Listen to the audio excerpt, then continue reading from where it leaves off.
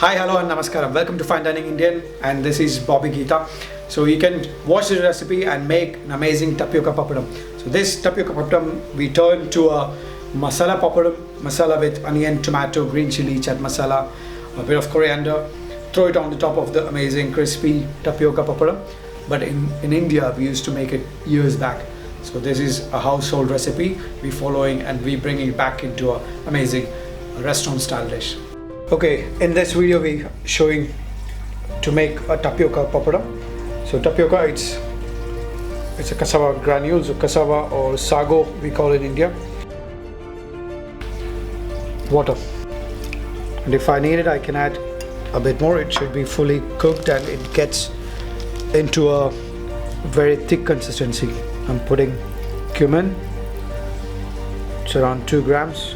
Okay, so it start bubbling, it start boiling. You need to make sure you stir it continuously so it doesn't get stuck. At this stage, because the water is absorbed, I'll be adding a bit more, one more glass of water. Allow it to cook, stir it. It forms like a jelly. You can see it start already here. Now I can put a bit of salt.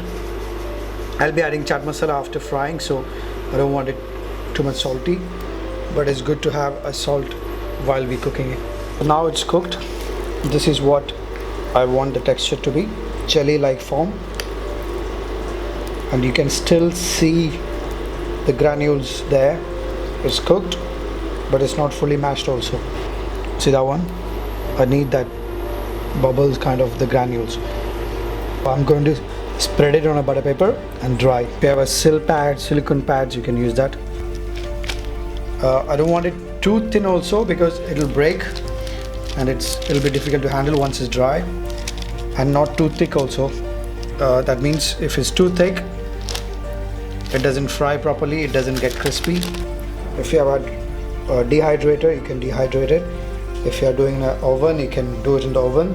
I used to follow a temperature of 60 degree and overnight, so that's good enough.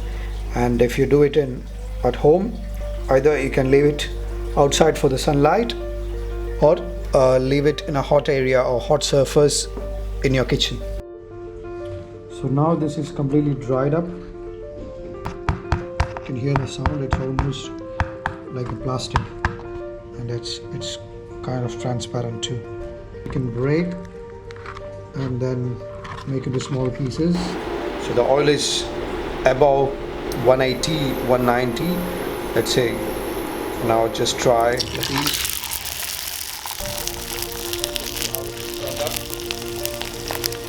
Almost double up the size. So for the poppadom we can make some onion tomato masala that can go on the top.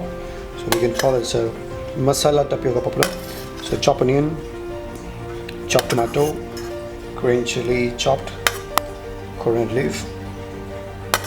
If you like bit sourness, you can put lemon juice, or even a bit more spicy, you can put chili powder too. I'm just keeping it simple. A bit chaat masala, mix it. So now we can plate up the tapioca. So put the poppadom. Now the masala, you can just put it on the top. So now if somebody want to eat it, they can just crack and take it from there, So now it's time to check the whole thing. You can hear the sound. It's really crispy. Very nice. And try with the masala too.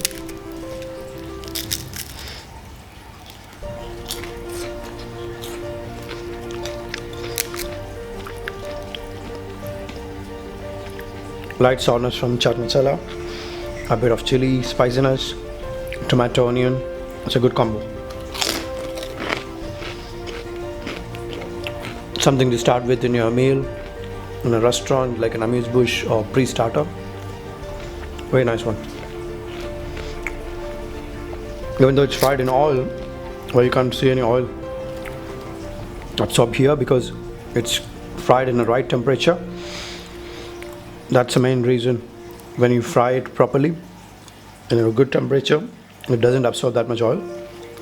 Do let me know through your comments what are the dishes you liked and what are the dishes you want to see more. One of our lucky follower will get an ebook from me. Okay, so you enjoy cooking along with me. An amazing tapioca poppadom, masala poppadom. You can make and keep it. It can stay for months in your dry store. So this is an easy recipe. Follow us, subscribe to Fine Dining Indian, click the bell icon, watch our other videos. Bye from me, Bobby Geetha. Thank you.